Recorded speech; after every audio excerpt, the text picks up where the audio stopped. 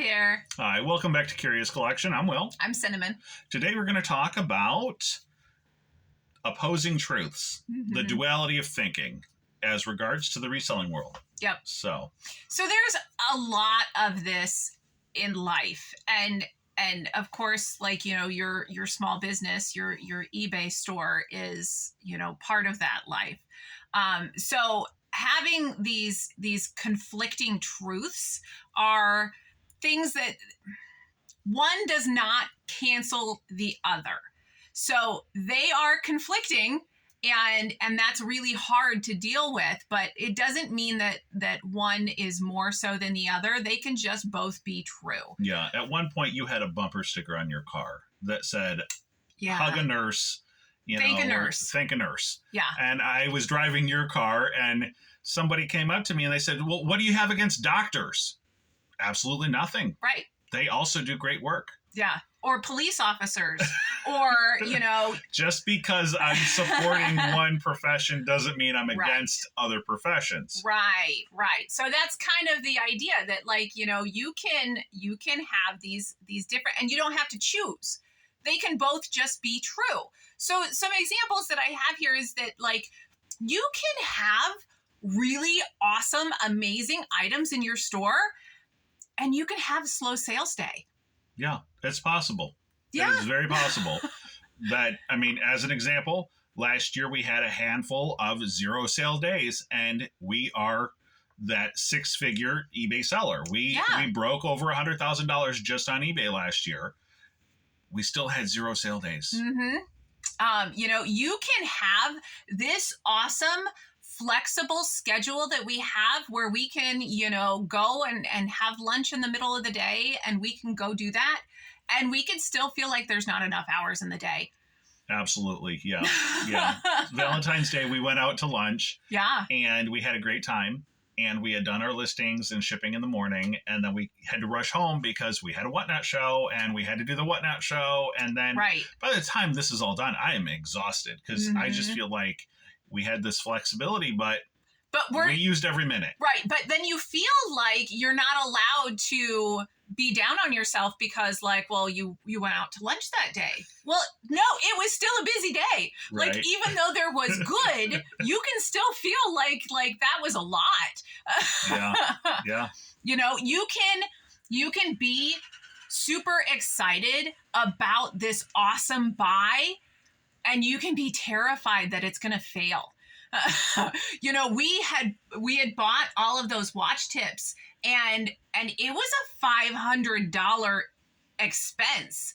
And I was and still am kind of terrified that it's going to be a massive failure, that I'm not good enough to make these sales.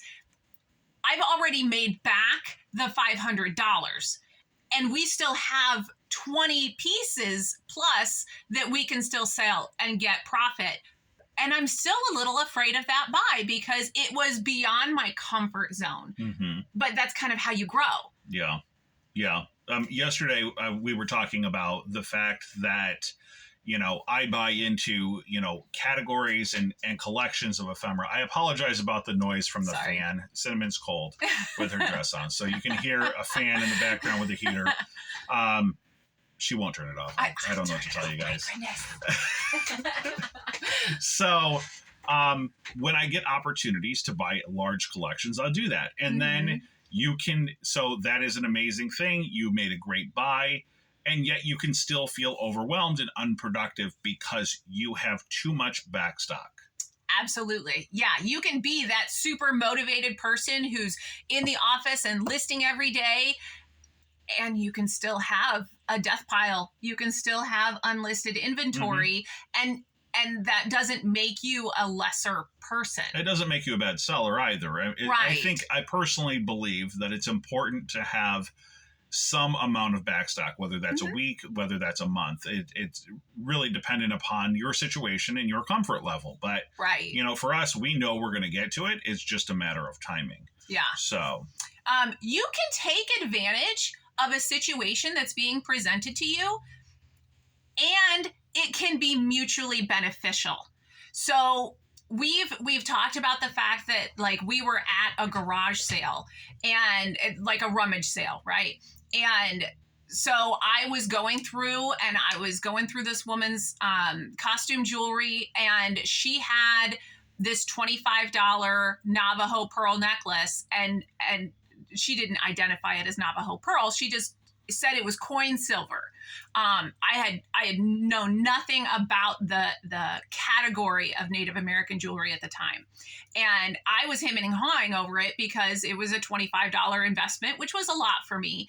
And but that was her price that she put out there. She said, I would like $25 on this piece because it's a little bit better. And then, you know, I had bought a bunch of other stuff from her as well. She was ecstatic that she made $100 sale from us. You know, we had, by the time everything was all said and done, we had spent $100. She was ecstatic about it. And I was too, because we had gotten some pretty good inventory. You know, but I was then able to sell that necklace for like $400. So it was us taking advantage of the situation that was in front of us, but it was mutually beneficial. She was super happy with the price that she got. Yeah. So yeah, we've actually had this happen where we've actually been talking to vendors and we say, hey, you know, this item is worth, you know, whatever amount if you take it and you do this with it. You sell it online, sell it at an auction. I don't want to do that. Mm-hmm. I don't want to do that. I just want somebody to pay me, take it away. I want my money right now. I don't want to, you know, they're you know, not paying taxes because they're, you know, set up on the side of the highway or something. Like, right. They don't want to mess around with it. They need cash today. Mm-hmm. And if you've got the cash, it makes them happy. Right. Yeah. You know, you can absolutely love your customers, and you can still get that pit in your stomach when you hear that ding on your phone that you know is a notification from another customer question or question, conflicts. Yeah. You can have both high-end items and low-end items in your store. Absolutely. It doesn't have to be one or the other. Right. And both of those business plans can work. You don't have to only have one business plan. And you know what? Honestly, it would probably make it so much easier for the decision fatigue if there was just one way to do everything. And again, we've talked about the fact that that's why a lot of, you know, the guru type reseller YouTuber is popular, because they're going to write a list of all the brands, all the products and styles that you should buy and give you the keyword list. And then as long as you stick to those lists, you're going to be successful. And that's great so long as you stay in that niche and you are fully dependent on the guru with the list. Mm-hmm. You know, so you're going to pay for that list and you're going to be stuck on that list for your entire reselling career if that's all you're doing. Mm-hmm. And that would work. But it's not the only thing that would work. Absolutely. You can go to a variety of other places, pick up a wide array. You sell fine jewelry and costume jewelry. Yeah. I sell $3 postcards and $100 postcards. Mm-hmm. And people that buy postcards buy $3 postcards and $100 postcards. Right. And sometimes they'll buy them in the same transaction. Sometimes they do. Yeah. You can be a very organized person and you can still lose a piece of inventory. It does happen on occasion. It does. It does. And it doesn't necessarily make you a horrible person, because guess what? We're all human and none of us are perfect. Yeah. Yeah. You know, and honestly, that's the way that I see it is that there's this perfection expectation and shame tied to being human. Absolutely. And it makes me crazy when I see people putting out there, oh, well, you have a defect on your account. You're not at 100% feedback. Oh, you know, whatever, you took 3 days to ship your inventory. You're a terrible seller. Mm-hmm. You know, all of these things intended to, you know what, you can still be a good seller and ship every 3 days. Yes. You could still be a good seller and have lost something. Mm-hmm. You could still be a good seller and have a negative feedback. Right. Right. Yeah. You can't control everything in the world. And also there are times that mistakes happen, and that doesn't make you a bad person. It just makes you a human. And that's okay. Right. You can be a strong, we talked about that, being strong and motivated and still not do every single thing. Yeah. There's a lot of stuff in this industry. Mm-hmm. So trying to keep up on your books, trying to keep up on your listing habit, trying to keep up on your shipping, trying to keep up on your sourcing. There's so many different things that are just business related, not to mention, the fact that we all have personal lives outside of our business. Yeah. Yeah. So you can be excited because your business is growing and you're getting more sales. And you can be really nervous about what that means with, the extra shipping time that it's going to take, or the extra prep time that it's going to take, or all the extra listings that you're going to have to do, or, all of the extras that come along with growth, right? You can have both of those feelings. You can know your category really well. Mm-hmm.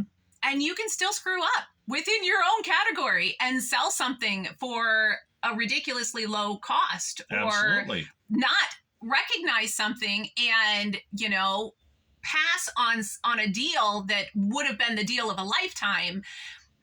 And again, right. Because again, there's so much depth. There's so many intricacies to different categories. Even if you're a clothing seller, which we are not, but I know enough about clothing to know that I don't like selling clothing. But if you're a clothing seller and you're selling mall brands, and some very niche luxury brand showed up in front of you, are you going to recognize it every time? Yeah. Are you going to recognize that common item that might be 40 years old that is very, super vintage? Are you going to know every style associated with that? Are you going to know what it costs today if you haven't seen it in 20 years? Yeah. You can have a high sell-through item in your business. Like that could be your business plan is 100% only doing high sell-through items. And that could work. Or you can have, like what we do, we have a mix of high sell-through and long tail items and, unique things that we have the only one on eBay, and that also works. Right. And there's even people that will have a store with 100,000 items and maybe they're only selling 20 a day, and that works. Mm-hmm. And that's, you get and that's really the point, is that right. We get to decide, and as long as you're making money and you're getting sales, it's working. Right. And if you're doing it different than someone else, that's okay too. It doesn't have to be only one way. Right. That's kind of the point of all of this, is that, I was trying to explain to my son the other day, he had said something, and he's 15. So he's at a very absolute truth, right? It's very black and white. This is what I know. And then that's all there is to it. And it's a very difficult time for him to start to accept that, you could have different truths. He had said something, and then, Will had said something that was different. And so then William gets up and he's very defiant, and he has to prove that his point is the true point. And I had to stop him, and I had to explain to him, I was like, honey, what you're saying is true. It is absolutely true. I'm not arguing that fact. But what Dad said is also true. And that's okay. You can have conflicting truths. And I think that that's a very difficult concept, even as adults, even as, business owners. And I think sometimes you do have to step back and you have to say, you know what, that YouTuber, right? That guru, he's got all the answers and it's working for him. And that's awesome for him. I genuinely, that's great. But it doesn't mean that that's the only truth. And your eBay reselling business might look very, very different. But that doesn't mean that it's wrong. You can be a part-time reseller. You can be a full-time reseller. Those are two separate truths that are both very, very real. You know, it's very interesting. And Well, I think to me the biggest thing, and this is really what pushes you, is that people want to put out, their absolute truth video, the be all and end all, the one opinion that actually counts. And maybe it's because they have subscriber count that that's their proof or their evidence. We actually saw somebody the other day that was talking about people are misleading me. They're telling me that I'm going to be a millionaire. I'm going to make $200,000 a year. Well, what they're saying is they had $200,000 in sales. That is true. They're not being opaque. They're being opaque intentionally. They're not telling you what their profit line looks like. They're not telling you what they're filing on their income taxes. They're not telling you all of their income sources. So, it is very intentionally misleading and intentionally polarizing. And so what we're saying is that don't be polarized. Don't worry about what, the guy with 100,000 subscribers is saying. Take his advice, listen to what he has to say, incorporate that into your world. Take the person with 100 feedback or the person that doesn't have a YouTube channel and incorporate their truths into your life as well. And what you'll find is a balance of somewhere in between. Right. And yeah, I think that's a pretty good sum. So thank you so much for joining us today. Please like and subscribe. We are less than 20 subscribers from 1,000. So if you could subscribe, very exciting. We would really appreciate that. And then if you've seen some conflicting truths in your life, specifically pertaining to reselling, why don't you drop those down in the message? We'd love to hear from you guys. Absolutely. All right. Good luck to you guys out there. Thanks so much.